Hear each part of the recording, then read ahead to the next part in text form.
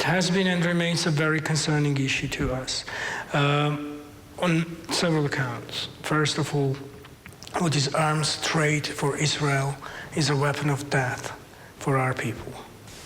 And we have been witnessing the use of such weapons against our people, which have been, as I'm saying, the medium, the weapon of death.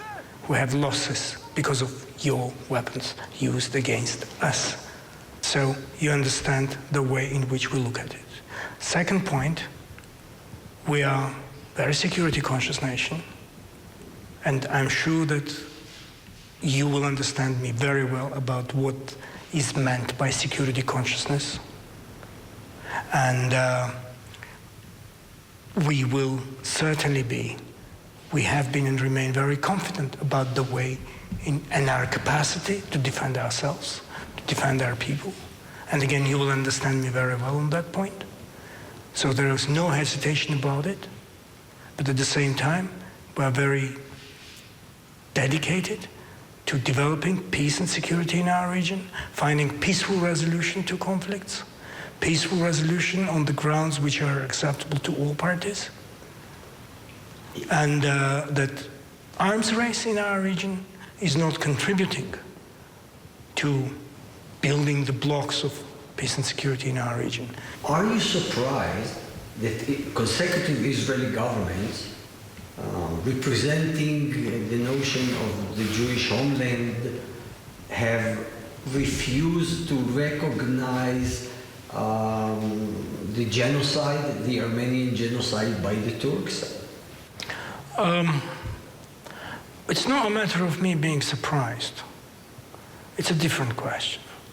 You know, I represent a nation which still faces that pressure of denied justice for over 105 years now. My people have been going through this phenomenon of denied justice. But at the same time, my people are the victors of what happened 105 years ago. Because we were supposed to be wiped out of the face of this earth. But we are a confident nation, confident communities all over the world, thriving, strong, full of, strength in their identity, of their civilization, of their civilizational impact. We're a nation which has a nation state today, a member of the international community. We carry on with what we have been on this earth for so many, many centuries. So our victory is in our confidence, and we will carry on.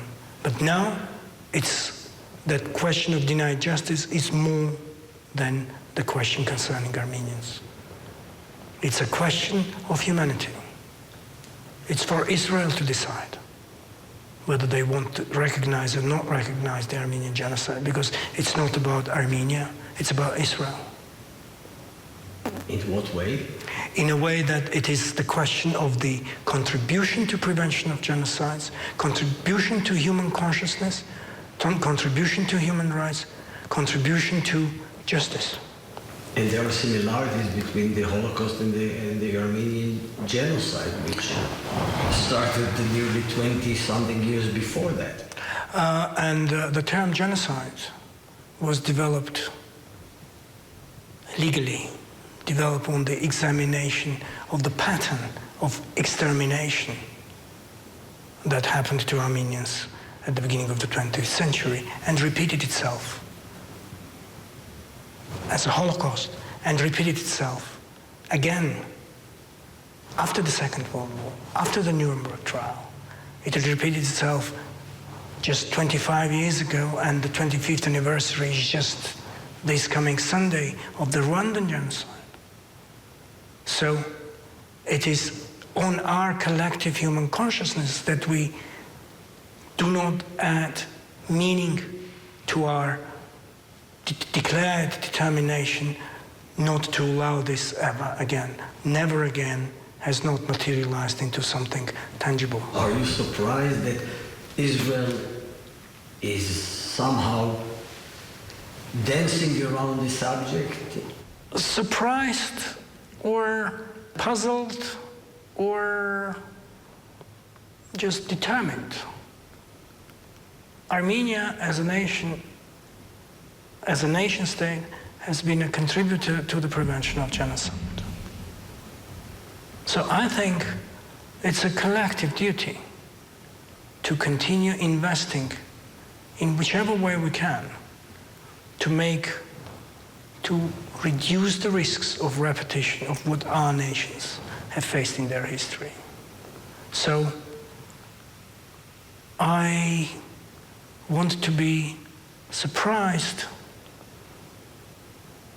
in a way that we have the strength collectively as humanity, and we can move on in a way that we genuinely reduce the risks of genocides, of mass atrocities.